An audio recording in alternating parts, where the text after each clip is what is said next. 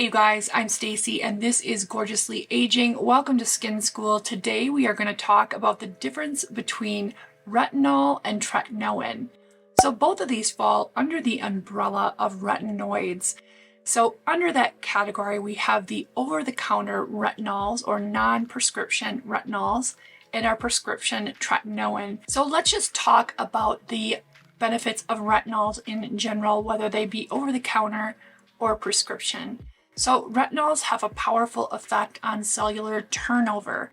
So this will help as we age because that cellular turnover or regeneration slows down. With this comes the benefit of smoothing fine lines and wrinkles, improving skin texture, helping with acne treatment.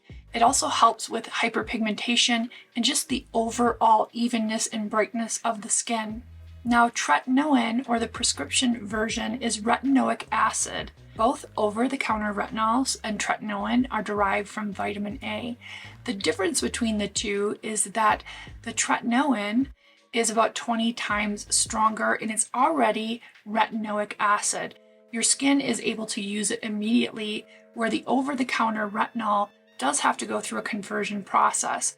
In this process, some of the benefits are degraded. The other benefit of tretinoin versus your over-the-counter retinol is that it's more stable. Retinols over the counter can be really affected by air exposure. The shelf life is less. It is not as stable as your retinoic acid or your prescription form of tretinoin. There is also a tremendous amount of research and data behind prescription tretinoin, which was first developed as an acne medication for its anti-aging benefits. It is the gold standard in anti-aging. Now, retinol doesn't work as quickly, nor does it work on the deeper layers of the skin like a prescription retinoid does. So you might be wondering, what's the difference between tretinoin and Retin A? So essentially, Retin A is a name brand of the same drug, which is tretinoin. Besides tretinoin, other topical retinoids are available, such as Tazorac, which is Tazoratine, and Differin, which is adapalene. Differin is more aptly described as a retinoid-like compound, but it works the same way. If your healthcare provider prescribes Retin A, they may fill that with the generic version or tretinoin. It is the same active ingredient, but often you pay less for that as a generic. I get my prescription tretinoin through Curology.com, which is a prescription-based service. You fill out a medical questionnaire and they prescribe you a compound specific to your needs. I'm not affiliated at all with Curology. I've been using it for years. It comes to my door. I don't have to go see a doctor, and it's actually a really good price point for prescription tretinoin. So a few things to note about tretinoin. A lot of people start to use it and give up on it because it does take a little time to get acclimated. One of the best ways to get acclimated to tretinoin is to sandwich it between moisturizer.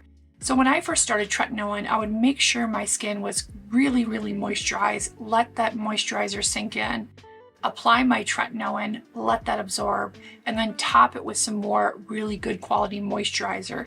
I'll link my favorites in the description box below. It is absolutely 100% worth not giving up on tretinoin. People get discouraged and quit thinking it's just not going to work for them, when in reality, it's just difficult to acclimate to tretinoin, and you have to do it very carefully and very slowly. The results of tretinoin can be seen starting after about 12 weeks, but it is a long-term game. You don't see results immediately, but 2 or 3 years into using tretinoin, it is profound, the benefits that you see and the anti-aging that comes from it. There is so much data and research behind tretinoin. It is absolutely 100% supported by science. Now, there are people who just absolutely can't use tretinoin or just won't put themselves through that kind of tretinoin ugly phase, which so many people call it.